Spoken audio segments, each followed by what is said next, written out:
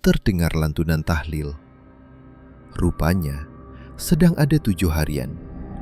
Rumah penuh orang, lampu temaram. "Antar sampai depan pagar saja ya, Mas," ucap penumpang rapi itu. Ia turun, menyerahkan uang yang terlihat sangat lusuh dan lembab, lalu berjalan masuk tanpa menoleh.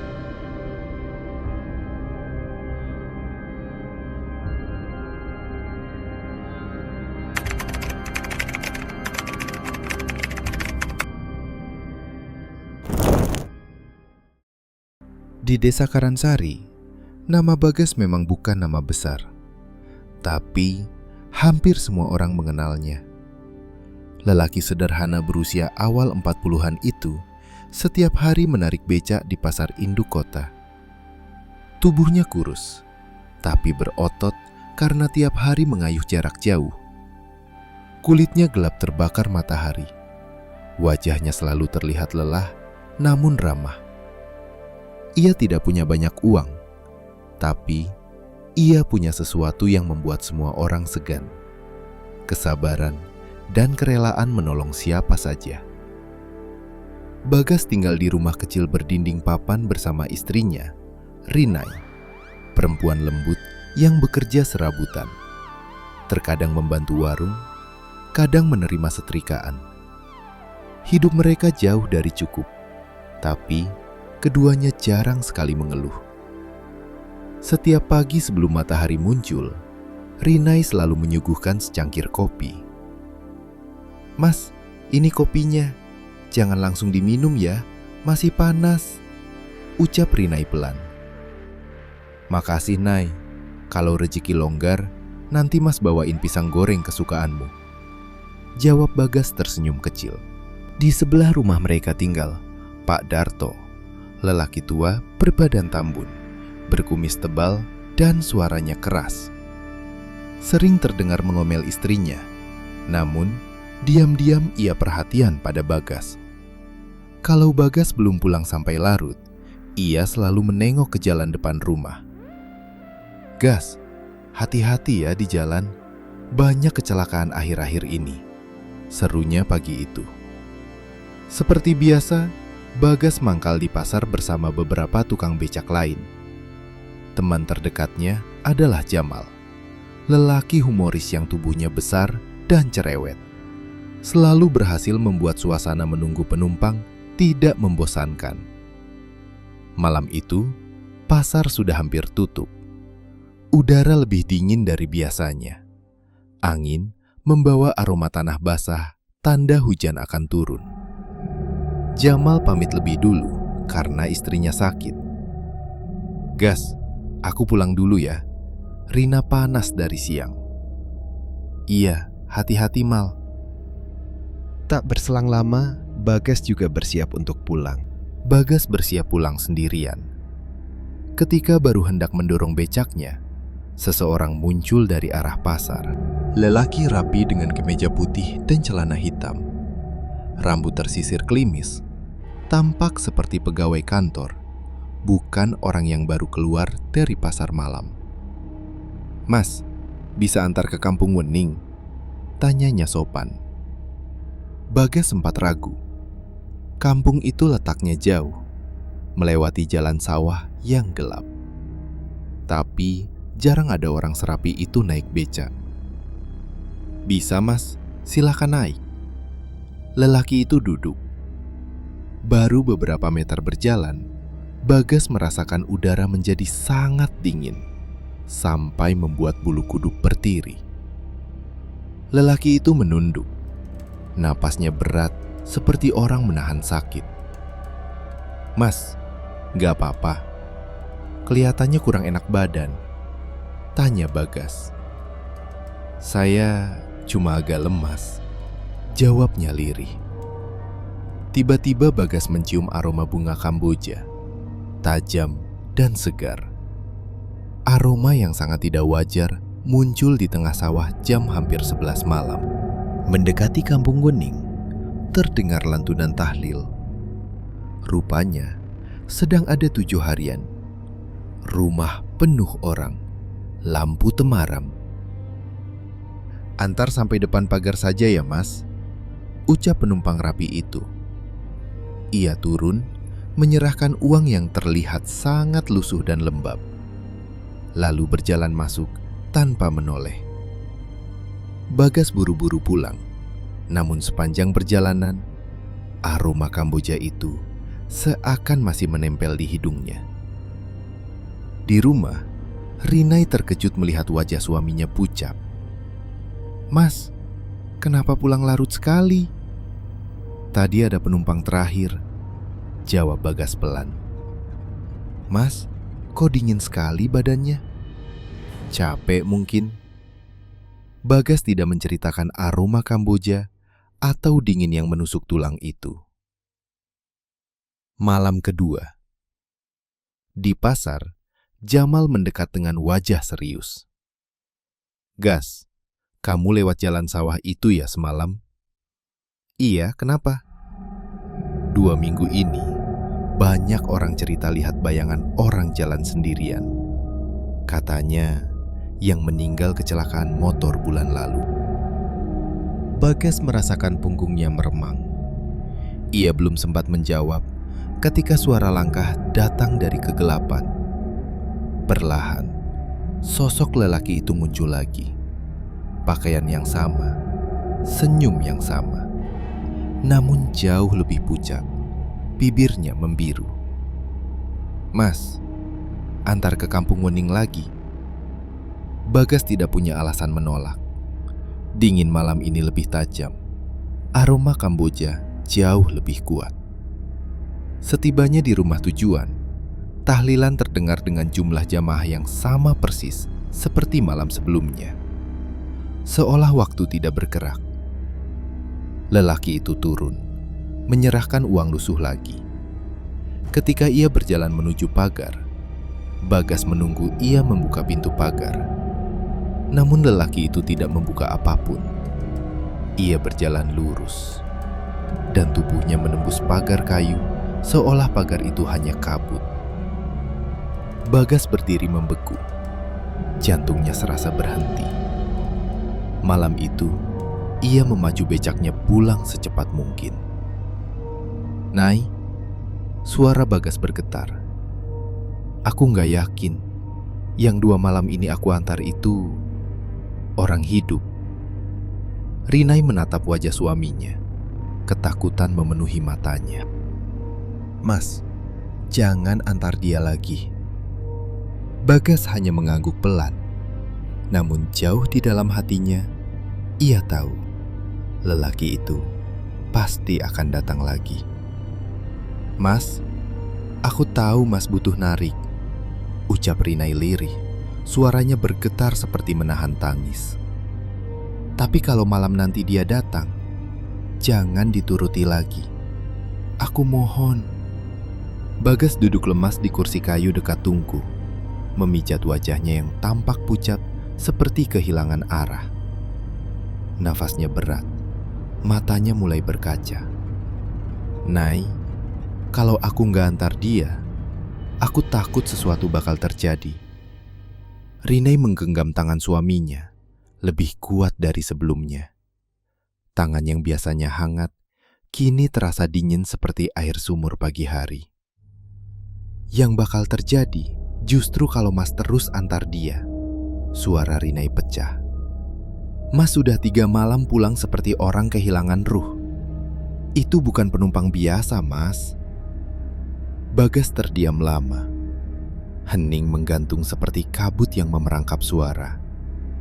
Di luar, ayam berkokok, tapi terdengar sangat jauh, seolah dunia di sekitar mereka perlahan hilang. Siang itu Bagas tidak berangkat ke pangkalan beca. Ia memutuskan pergi ke Dusun Karangjati, tempat lelaki itu bilang tinggal. Meski awalnya menolak, Rinai memaksa ikut. "Aku nggak mau Mas hadapi ini sendirian," katanya sambil menahan air mata. Setibanya di sana, suasana dusun sangat sunyi. Tidak ada tanda-tanda tahlilan 7 hari seperti yang lelaki itu sebutkan. Tidak ada tenda, kursi, atau orang berkumpul. seolah tidak pernah ada acara apapun di dusun itu. Bagas merasakan tengkuknya dingin seperti disiram es. Ia menghampiri seorang ibu parubaya yang sedang menyapu halaman rumah. "Bu, 3 malam ini ada tahlilan 7 hari di sini kan?" tanya Bagas. Ibu itu berhenti menyapu, menatap mereka, bingung. "Tahlilan? 7 hari? Tidak ada acara apa-apa di kampung ini, Nak." Bagas terpaku. Rinai mencoba bertanya lagi. Suaranya hampir tak terdengar. "Bu, lelaki rapi, sering pakai kemeja putih. Meninggal itu siapa namanya?" Ibu itu mengernyitkan alis, berpikir sebentar. "Oh, mungkin maksud kalian Mas Darun." Nama itu menghantam dada Bagas seperti pukulan keras. Ia gemetar. Iya Bu, Mas Darun. Dia meninggal kapan?" Ibu itu menarik napas panjang. "Mas Darun meninggal 3 minggu lalu. Kecelakaan. Pulang kerja malam-malam, naik motor sendirian. Mobil dari arah berlawanan oleng. Tubuhnya terlempar ke sawah. Baru ditemukan pagi dan dikerubungi bunga kamboja dari kuburan dekat jalur sawah. Banyak yang bilang sampai sekarang arwahnya belum tenang." Warna dunia seolah memudar dari mata Bagas. Tenggorokannya kaku, napasnya terputus-putus. Rinai meraih tangannya, hampir memeluk. Ibu itu menambahkan, "Jangan lewat jalan sawah malam-malam, Nak. Banyak yang bilang Mas Darun suka mencari orang yang bisa mengantar dia pulang." Bagas dan Rinai saling pandang. Tanpa berkata apa-apa lagi, mereka berjalan mengikuti arah yang ditunjukkan ibu penyapu halaman tadi. Jalan tanah yang mereka lalui dipenuhi ilalang tinggi, seperti jarang dilewati orang. Rumah yang dituju berada di ujung dusun. Rumah kayu tua dengan cat mengelupas, pintu setengah terbuka, dan sebatang pohon kamboja berdiri tepat di depannya. Rinai mengelan ludah. Tangannya menggenggam kuat lengan suaminya. "Mas, ayo kita masuk," bisiknya pelan. Bagas mengetuk pintu perlahan. Tak lama, terdengar langkah kaki berat menghampiri. Pintu terbuka, menampakkan seorang wanita tua berwajah pucat. Matanya bengkak seperti habis menangis berhari-hari. "Assalamualaikum, Bu. Kami Bagas dan Rinai. Maaf mengganggu," ucap Bagas hati-hati. Wanita itu mengusap pipinya, menahan air mata yang hampir jatuh. "Waalaikumsalam. Ada perlu apa ya, Nak?" Bagas terdiam sejenak sebelum akhirnya berkata, "Bu, kami ingin tanya soal Mas Darun." Mendengar nama itu, tubuh sang ibu langsung goyah. Ia memegangi kusen pintu agar tidak jatuh. "Masuklah, Nak. Masuklah. Kalau bicara soal Darun, saya sudah tidak kuat menahannya sendiri." Mereka bertiga duduk di ruang tamu yang sederhana, namun dipenuhi foto-foto Darun semasa hidup. Seragam kantor, senyum lebar, dan mata penuh harapan. Suasana rumah terasa dingin dan berat, seolah kesedihan tak pernah keluar dari ruangan itu. Bagas menelan napas, lalu memulai dengan hati-hati.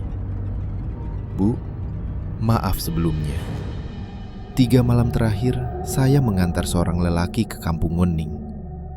Baru kemarin kami tahu bahwa itu adalah arwah Mas Darun."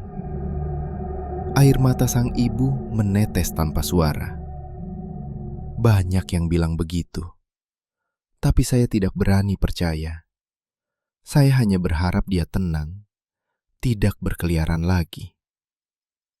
Bagas memundurkan duduknya sedikit, menunduk hormat. "Bu, arwah tidak akan gentayangan tanpa alasan. Biasanya ada sesuatu yang belum selesai, sesuatu yang membuat dia gelisah." Ada hal yang belum kesampaian dari Mas Darun, Bu. Ibu itu diam lama. Ia menatap kosong kemeja kayu di depannya, seperti mencari sesuatu di dalam ingatannya yang kusut. Hingga akhirnya ia berbisik lirih. Dulu Darun pernah bilang, kalau gajian, dia mau membelikan saya kalung emas kecil. Karena dia tahu saya ingin sekali punya kalung emas sebelum saya mati. Itu saja keinginan saya dari dulu. Bagas menoleh cepat. Bu, Mas Darun meninggal setelah gajian. Sang ibu mengangguk pelan. Betul, Nak. Dia baru gajian waktu itu. Tapi saya tidak pernah melihat kalung apapun. Bagas menatap Rinai, lalu kembali bertanya. Apa jangan-jangan Mas Darun sudah membelikan kalung emas itu, Bu? Dan mungkin kalungnya jatuh saat kecelakaan. Wajah ibu itu memucat. Tubuhnya bergetar pelan. Kalau begitu, berarti janji terakhirnya belum tersampaikan. Tanpa ragu, Bagas berdiri. Bu, izinkan saya mencoba mencarinya. Jika benar ada dan tertinggal di tempat kecelakaan, mungkin itu yang membuat arwah Mas Darun gelisah. Bagas dan Rinai menuju tempat kecelakaan. Jalan panjang antara sawah dan makam tua, tempat angin menyeret bau bunga kamboja yang menusuk. Bagas menyalakan senter kecil, sementara Rinai tetap berzikir pelan untuk menenangkan hati. Mereka menyisir tiap jengkal tanah berlumpur di pinggir jalan, menjibak rumput tinggi, dan memeriksa bebatuan di dekat parit. Tiba-tiba, cahaya senter Bagas memantul pada sesuatu yang berkilau di bawah tumpukan daun kering. Ia membungkuk cepat, jemarinya menggali tanah basah. Sebuah rantai kecil muncul, berlumpur, dingin, tapi masih berkilau emas. Kalung emas mungil dengan liontin berbentuk bunga kecil. Bagas menatapnya lama, dada sesak oleh perasaan aneh, campuran sedih dan lega. Masya Allah, ketemu, Mas. Suara Rinai pecah haru. Tanpa menunggu lagi, mereka kembali ke rumah Ibu Darun dan menyerahkan kalung itu. Wanita tua itu langsung terduduk, memeluk kalung itu sambil menangis sangat lama. Tangis yang seperti mengeluarkan semua penyesalan dan rindu yang terpendam. Makasih, Nak. Makasih banyak. Darun pasti tenang sekarang. Pada malam berikutnya, saat Bagas pulang menarik beca, jalanan tampak sepi. Angin dingin bertiup pelan, tapi tidak lagi menghantui seperti sebelumnya. Di tikungan dekat makam, Bagas melihat sosok lelaki berdiri tenang. Kemeja putih, rambut rapi, wajah damai. Tidak seseram sebelumnya. Bagas menghentikan becanya. Mas Bagas, suara itu lembut, tidak berat seperti sebelumnya. Terima kasih, kalung itu untuk ibu saya. Sekarang saya bisa pulang dengan tenang. Bagas menahan napas, matanya panas. Selamat jalan, Mas Darun. Semoga arwahmu tenang. Jangan pernah kembali untuk mengganggu siapapun lagi. Mas Darun tersenyum. Perlahan, tubuhnya memudar menjadi cahaya tipis, menyatu dengan angin malam. Dan setelah malam itu, tidak pernah lagi ada arwah yang meminta diantar pulang oleh Bagas. Di desa Karansari, nama Bagas memang bukan nama besar. Tapi sejak malam itu, semua orang tahu. Ada lelaki yang tidak hanya mengayuh beca untuk mencari uang, tapi juga mengayuh keberanian untuk mengantar satu arwah pulang ke tempatnya yang terakhir.